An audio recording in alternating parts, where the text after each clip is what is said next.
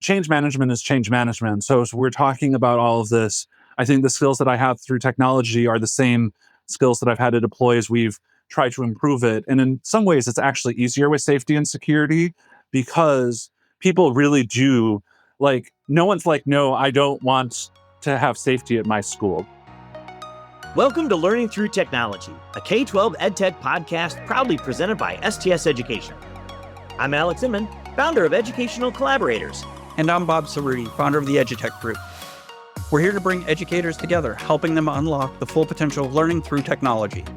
Tune in every other week as we connect with education leaders and dive deep into topics that matter to you, delivering actionable ideas straight to your school. Welcome to the show. Alex, here I am again, talking first. That's because you lost the bet. Actually, you lose all the bets. So I get to talk first because you lost the bet. Anybody who knows us knows that if I'm talking first, I lost the bet. Today, we're going to have Lane Young back with us. So Lane joined us for our Cybersecurity Month and was very insightful with cybersecurity. And at the same time, we uncovered that he is in charge of operations, strategic operations to be specific. And we thought that that was a unique and well-placed person to speak to about physical security and what we can do for our students, our staff, and our community to make sure everybody gets home safely. Well, and physical security has become a bigger topic for all schools. And we felt like oftentimes the people who are in charge of sort of the physical security, oftentimes facilities, and not necessarily technology, and those when operating in silos, the only people who lose are the school and the school community. And so we really wanted to have Lane back to kind of talk about his role and how physical security and technology really tie together. And though we've already done one episode on that was a little more about the stuff, we wanted to get a little more into the process. So hopefully Lane is the guy to give us that. I think he is. Well, let's get into this. Hey, everyone. Thanks for joining us. We have again joining us, Lane Young, who is the Director of Strategic Operations and Technology at Phillips Brooks School. He joined us in October to talk on one of our cybersecurity episodes, and we were so enamored with his title, with Strategic Operations and Technology, we wanted to have Lane back to talk to us kind of about that marriage of strategic operations and technology. So, Lane, welcome back to the show. Thanks so much. Really excited to continue talking with the two of you. So some of our listeners may not have listened to your great episode from our Cybersecurity Month, which you should go back and find and go listen to. But for those who didn't get to meet you during that time, tell us a little bit about yourself and also kind of that journey towards that role of strategic operations and technology. Yeah, so I have been doing various forms of EdTech now for, honing in on 20 years, which I backed in through work with libraries. So I'd done a lot of library work and then did a library EdTech, and now am focused in on EdTech. And when I got to Phillips Brooks, our safety and security was lacking. And so at the time, our then communications director and I basically decided we need to do this better. And so the two of us declared ourselves the Safety and Security Committee and invited the school nurse to join us. And now suddenly we had a Safety and Security Committee. So that's the joys of small schools where you can just kind of declare yourself a committee. So that's really how I got into the work, and then have kind of started getting more formal training and understandings of that. And my scope has evolved from that more informal role of being on this committee that was kind of ad hoc together to now it being a genuine part of my job as I examine our practices and really try and make sure that we're keeping everyone at our school safe and secure in all the meanings of those words. So, Lane, it is a unique position, as Alex mentioned, that you've got both of those. And I've been hearing it a little more. You're not the only person that I've met with a role in operations and in technology, but 15 years ago, we didn't hear that as a dual role. 10 years ago, even maybe 5 years, and we don't hear it much now. Now, here's where I go off script again, because I've got this question right in front of me that I want to ask you, but I have a different one that I want to ask first. And so I'm going to ask that one, and then Alex and Sophia can make fun of me later for not following directions, much like most of my academic career. In your history, did you do work that prepared you for that strategic operations? And I think strategic is the important word in there, in that strategic operations, or is this new to you at Phillips Brooks? So there's a number of pieces that are in the strategic operations, right? And so some of the strategic piece came from the strategic plan that we had done shortly before the creation of my role. And so one of the things is whenever you do a strategic plan is, okay, you have this document that you spend a lot of time on, and it's supposed to guide you for 5 to 8 years. How do you make sure that then it actually gets carried through? And so a big part of my role as it was re-envisioned was having capacity and time to really make sure that parts of the strategic plan that we had identified didn't fall through. And so safety and security was part of it. And so I had a background there. I certainly had a background on some of the curriculum pieces because of the EdTech work that I've done and the pieces here. And then I had also been a part of our diversity, equity, inclusion, and belonging efforts. And that was a major part of the strategic plan. So I was kind of uniquely situated that I had been doing some work on a number of pieces of that. And so there, but I wouldn't say that before I came to PBS, I had nothing around safety and security. And it's been an interesting ride learning that and kind of doing some more formal trainings, a lot of which are through our county, which I think is really a national leader in a lot of this areas in schools. And so it's been an unexpected but exciting journey. So funny, that makes you a trailblazer twice. 20 years ago, none of us knew how to be technology directors for schools. So we had to figure that out. And now you're taking the ride again in physical security. So overseeing technology and operations, I'm sure that there are other departments that aren't yours under your purview, I guess, that you interact regularly in preparing a security plan or anything related to security. What are those departments and how does that work for you with those departments? I mean, I think the two kind of departments that I work with the most closely are our health department and all of those pieces, because that's one element of safety and security. And they're kind of seeing some impacts of that. And then they're also kind of on the front lines of talking to a lot of our parents. There's kind of that trust that builds up in the health realm that our parents often feel comfortable giving feedback that they may not feel as comfortable giving feedback to in others. And I would say the other department that is a crucial partner for me is our facilities teams, because we do not have dedicated security personnel at our school at this time, more by choice than anything else, fortunately. So our facilities people are often the people that are kind of doing some of the legwork. So, for instance, this year we had been finding that there were kind of things on our campus that were inappropriate for students because we have to be a public park after school hours, as many schools are. And the users of the public park were not always leaving behind what we would want students to find. And so our facilities team starting to do a sweep every morning to kind of provide those pieces are crucial partners for me in the work that I'm doing. So I think really wanted to highlight those two teams and the way that we overlap. So help me understand a little bit more about like who your team is. So as in your director role, what groups sort of report to you? Let's just start there. What groups report to you? So the only people that are full-time people here on campus that report to me are within my technology role. And then I have kind of dotted lines to a couple of other people, including, as I was talking about, our health office there. And then we also have kind of outside partnerships on a number of those pieces. So, I'm managing those vendor relationships. And so we might be doing those through some third party work. And so I am managing those relationships, even though they don't necessarily have someone on campus or as part of our dedicated school staff all the time. And then just by virtue of my title and position, even people that are not necessarily reporting to me, like understand that this is part of my job and do the work that way. But that obviously is a different sort of work when you're talking to someone that reports to you and is ultimately responsible to you in some way, whether it's that vendor relationship or that employee relationship versus someone who you're kind of treading on relationships as much as anything. I've started to see in more and more schools and districts where technology and facilities actually kind of come together under the operations, whether it be a direct line or in some cases like a dotted line, like you suggested, and or like it is at your school. And I think part of the reason is I think the genesis of your committee in the first place, in that there are a lot of these systems, technology systems that the facilities team may not really be very comfortable with. They're great with electrical systems, mechanical systems, but as soon as you start getting into digital systems, IP is driving so many more of these systems, it gets out of their control. And I'm finding that when facilities and operations and technology all start to become one department, that it's usually either the former director of facilities or the former director of technology who sort of rides up. That sounds similar to your story. Sort of. I will say, so the both facilities and I report up to the same person.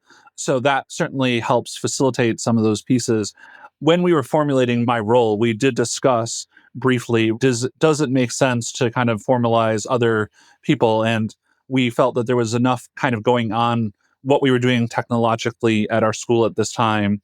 And then some of the other pieces that were in my job scope that kind of adding those layers of responsibilities didn't make sense at that time and haven't made sense for us yet. But I definitely am aware of some peers who have those facilities who exactly what you're talking about are rose up and are former technology directors who now are managing both the facilities teams and technology. And I think there's a lot of synergy there for exactly the reasons you said. There's a lot of synergy just from these are two teams that really need to be living the customer service life in a way that is different than many of our other departments at a school. And so just having those mindsets and those systems and processes for delivering results to our stakeholders for their needs is very similar, I think. Okay, so big surprise to Bob. I'm going to dominate the questions and conversations here for a second. So, another more of a dichotomy than a collaboration, but we're going to get back to the collaboration in just a second. And you know how important collaboration is to the guy who named his company with that. But the other dichotomy that I see in a lot of technology departments is that they're oftentimes led by either somebody who's more of an academic technology leader or somebody who's more of a sort of hard IT leader. And though this is not a hard and fast rule, more often than not, the technology leader who came from more of the academic side will report to the head of school. And the technology leader who has more of the hard IT experience will report usually to the CFO who's managed or operations if there's a chief operations manager. And sometimes when I see more of that operations facility IT side, they're a little more distant from the academic side. But I know that you have experience coming from the academic side. So, what role does academic technology play in all of this? And does your movement to handle more of operations to increase your relationship with the academic program or further distance you from the academic program? Yeah. So, Alex, I think you're right that I did kind of come up through the academic technology side of things, and people do generally come up through one side of that or the other. And so that is where my formal training is. And I will say that I think I have some responsibilities that maintain on the academic side. So, for instance, I serve as part of our academic leadership team. So I am certainly involved in that way. But moving into this role, it has been a challenge to stay as connected to our faculty, which I think has been one of my strengths as a technology leader, is that I do have that background and am seen as an educator by our faculty, right? So that kind of helps me do that side of things. But it has been a challenge to stay as connected on there. So that has been, I think, a challenge that I've had in moving into this revised role. Lane, I want to go back to you talking about the different departments that you work with. So it sounded like while you don't oversee all of them, of course, you do share a common supervisor or somebody that you directly report to. So you're at worst cousins. But in working with those departments, what are some of the more common friction points that you have with those departments? Things that give them a little headache or whatever in trying to succeed in your role in securing the campus? We're a small school, so I think we try and avoid causing too much friction for each other. I think the biggest place that we've had friction, and this is going to make a mountain out of a molehill, but I will, in my role, be bringing in some vendors, and they're like, I have these other vendor relationships, and so there's questions of why certain work is being done through vendors that I'm bringing in versus vendors that they have had relationships with. And the answer is just because I'm ultimately responsible for delivering on those project, and it's within my control and to bring in these people. So I'm going to bring them in so that I'm ultimately responsible for it. And then I can ensure that they're executing what we needed to do.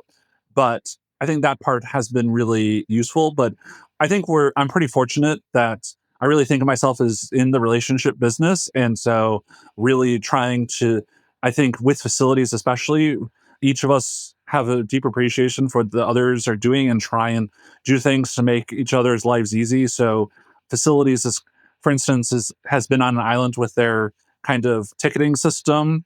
And in general, I had been trying to consolidate systems, and I believe in fewer systems more deeply used, but they're an example of where I've kind of let them be on an island in the system that's not as plugged in or connected as we generally have, just because I appreciate the work and appreciate the comfort and want them to be successful. And so if they're telling me that they're going to be successful using that, I want to be supportive in that way. So your answer to Bob's question was great in terms of helping me understand kind of how your tech role is sort of serving across those areas. How are you interfacing and building relationships with these various groups on the operation side that really are different than some of the technology ways that you used to interface with? I think a lot of it is the same. So a lot of it is I'm listening to what people need for technology. Now instead I'm listening, what do people feel like they need in order to be safe and secure?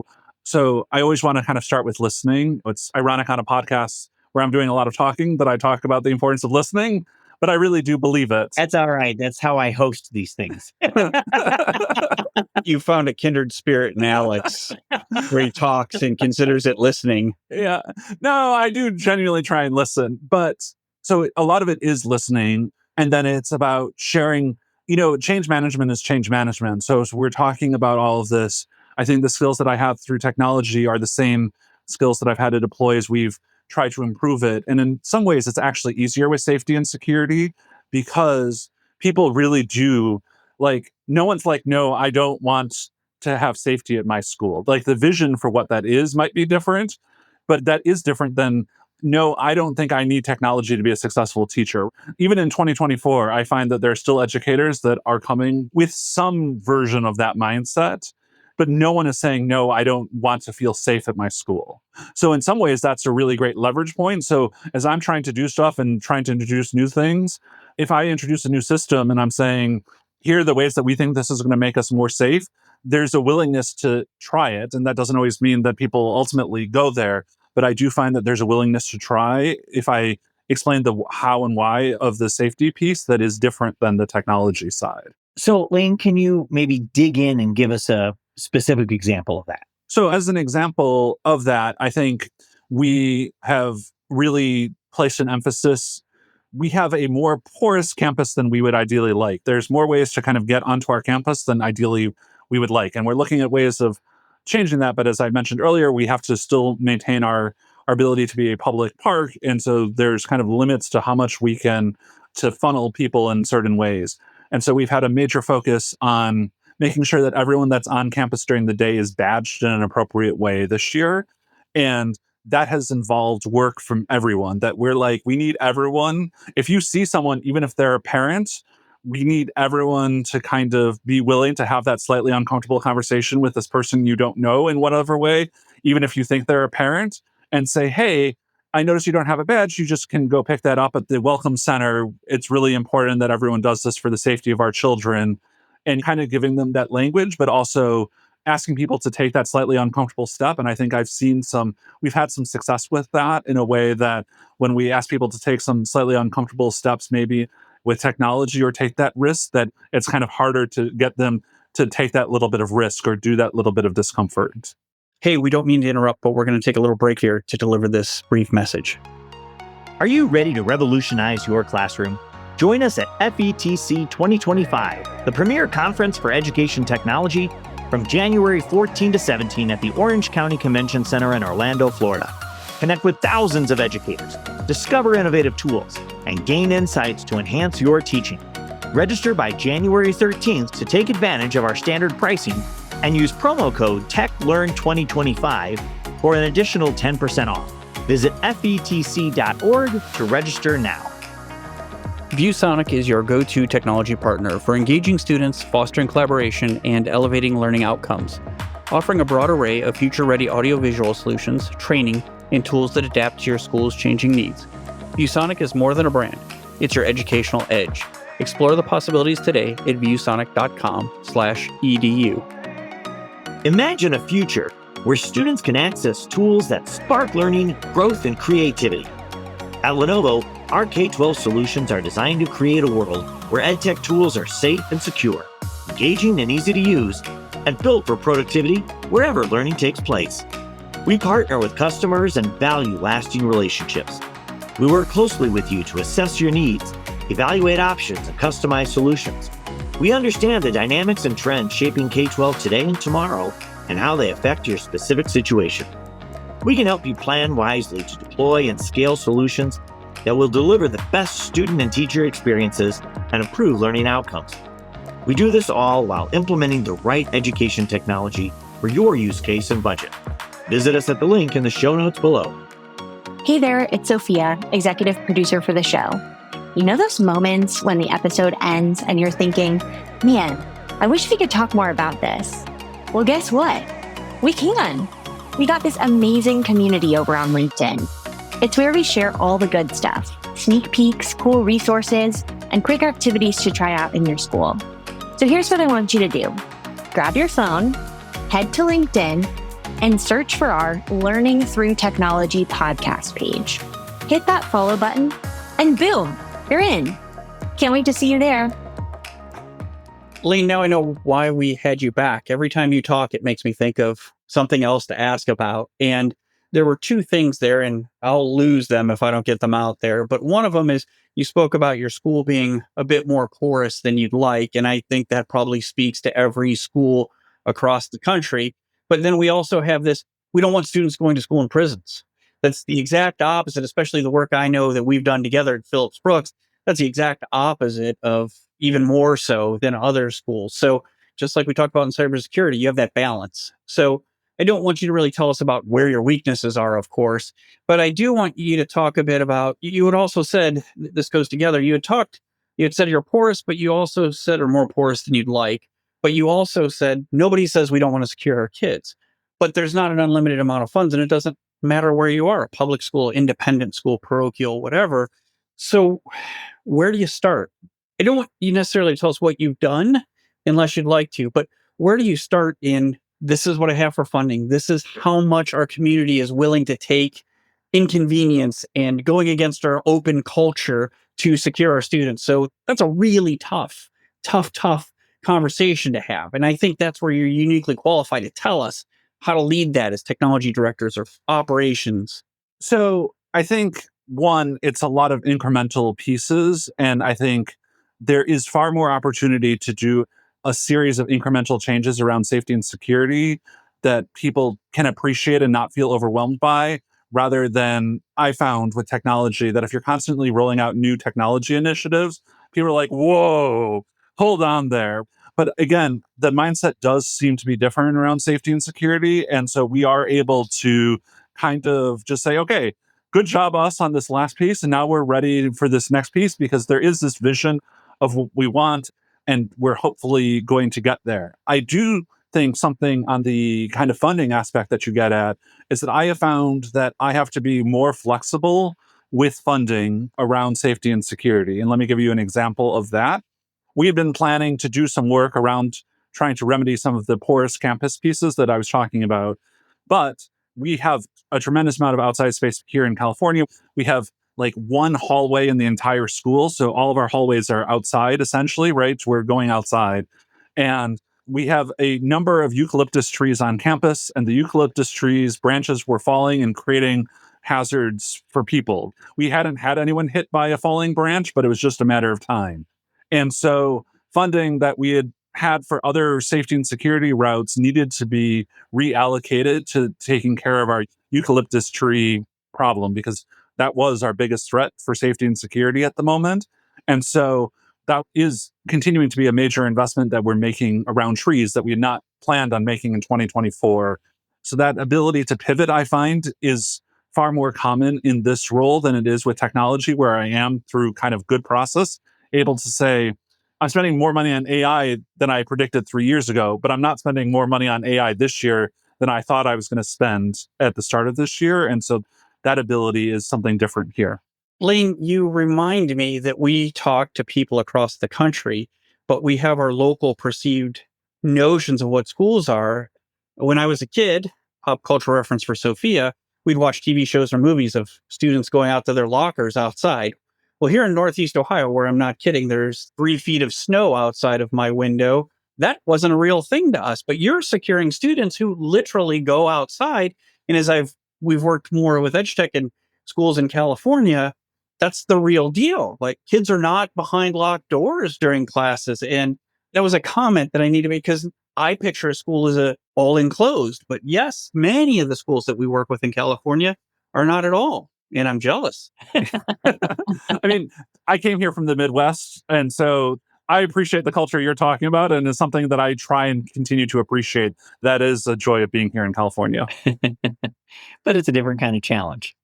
So it's valuable, but it's a different kind of challenge. So I want to dig a little bit more into what you were saying about the priorities changing, like you had your plans, but you had to look at trees.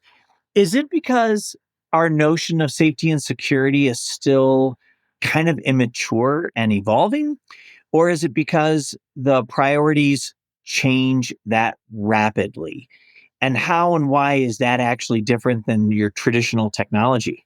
Yeah, I think with technology, there are certain things that we can measure and say we're hitting our technology benchmarks or not. And there's kind of data that we can put behind that. And sometimes it's going to be survey data. But for safety, I think a huge feeling of we can hit lots of benchmarks. But if our parents don't think that we are doing things to keep their children safe, they're going to be reluctant to send their kids to school. And if our teachers don't feel safe coming to teach at school and our students don't feel safe coming to school. So that feeling of safety is a very different thing than with technology. And so doing things that radically increase the perception and the feeling of safety is delivering results in a different way than I would say with technology. That's interesting. I think there's always been a tension between perception and reality, but the reality is that an individual's perception is their reality. And so you have to deal with that and address that. That's part of, like you said, change management is change management. And I think that that's true. But I'm glad that you said that, though, because the weight of perception when you're talking about safety is much more tangible or palpable. People feel it. Yeah, you really do. And just Maslow's hierarchy, like your feelings and perceptions of safety and security impact everything above it on the pyramid. And how you feel and use technology, it's higher up on that pyramid than your feeling of safety and security. It's valuable observation. I'm glad you kind of went down that path. That's great. Lane, now, like technology, there are systems to be bought and put into place and technologies that are purchased, and they have a shelf life. They don't last forever. I tell people all the time when back in the day when we'd go one to one and everybody got a Chromebook, I tell the administrators, they're like patting themselves on the back, and I'm like, oh, we don't get to spike the football and do the touchdown dance. We got to buy more Chromebooks next year. It never ends. We never get to that goal lines. So, what's your approach to lifecycle management for physical security? I think it is certainly something that I think about as we're installing these new systems. And in some ways, I think there's a life cycle management to our procedures in a way that I wouldn't say that there is on the technology side, because I talked about kind of our evolving pieces that we're always looking to kind of layer in. And we have the goal of what we're trying to get to, but we're evolving those pieces as well, kind of consciously and thoughtfully in those pieces. I think some of the safety and security have incredibly long lifespans. So if we're talking about installing a new gate, that's going to be a 15-year sort of thing. And there's very few technology pieces where I'm going to be talking about a 15-year lifespan for anything along those lines. And so that much longer time horizon is a real kind of gift in terms of some of the pieces, but is a challenge in working with our finance department and making sure then that we're ready for that life cycle as we add these improvements, because it is such a long time horizon and sometimes it is such a large price tag. And so having those two together and making sure that we're going to be ready And quite possibly, neither of us who are doing this now are going to be with the school when those things come up for actual replacement. So, how do we have those be ready to kind of outlive us in these expenditures, not get lost, is something that is certainly on our mind as we have been increasing the amount of investments that we've been making with in the safety and security realm. Little follow up to that, though, too. So there's physical things like barriers, gates, those kinds of things, but there's also some technical stuff.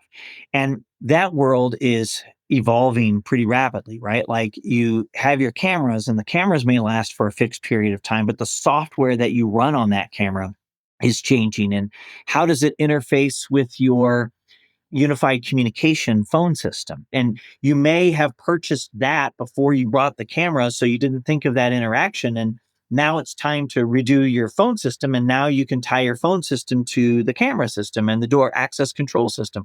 What does that look like? I think this is where I'm really fortunate to be wearing both hats, because that idea of systems integration is something that I've been doing as a technologist. And so being able to bring those skills and that lens to my safety work, I think is a real leg up that I have in the work that I'm doing there. And so as we talk about that, I'm constantly looking for ways to tie our systems together, just because I think it makes for a better experience and it makes it easier to do the upkeep.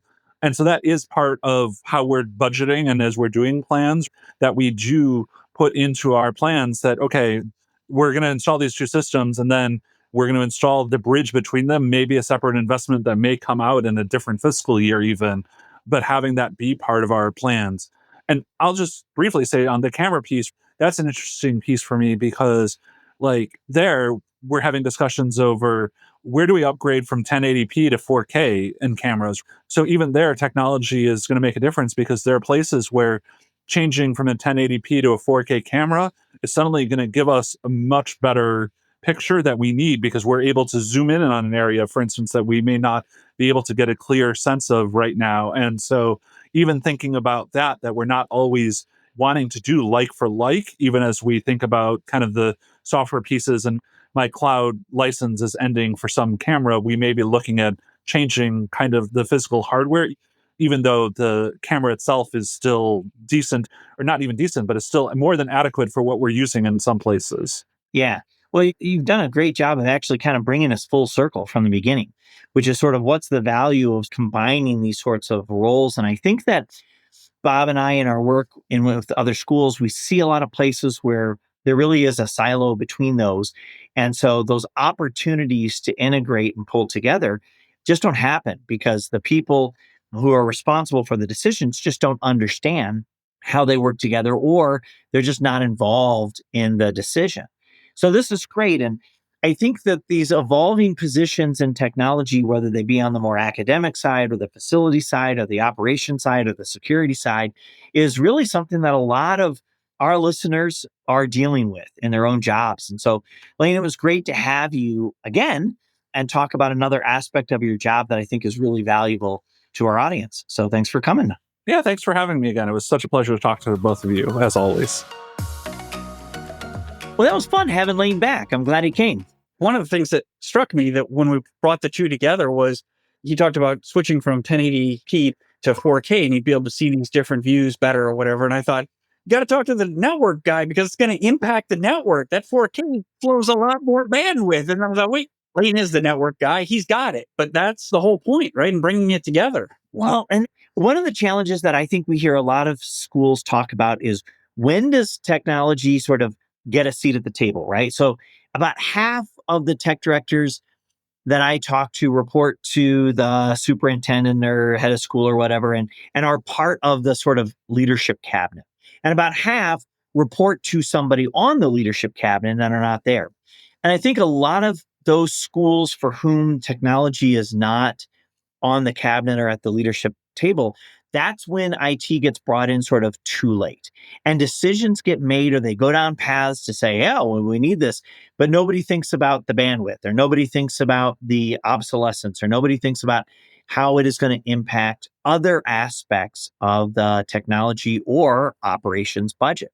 And I think having somebody like Lane, who's in charge of operations and technology, who's at that table, is going to be able to identify those things kind of earlier. And I think that ultimately saves schools money and allows more to be put directly towards instruction. It pains me to say, Alex, but of course you're correct in that. And it's not just the instruction that gains from that, but it's the security. Every dollar saved is a dollar that can be put towards security, physical, cyber, or instruction. There's always a place for that money that's saved to be placed, to be used. And I think with people like Lane in the role he is in, it really benefits Phillips Brooks and the other schools that are starting to follow that model. Yeah. The other great part about having Lane back is that we've already asked him who his favorite teacher is, which is how we usually end our episodes. So if you listen to this one and you haven't listened to the previous episode where we had him on, go back and find that one.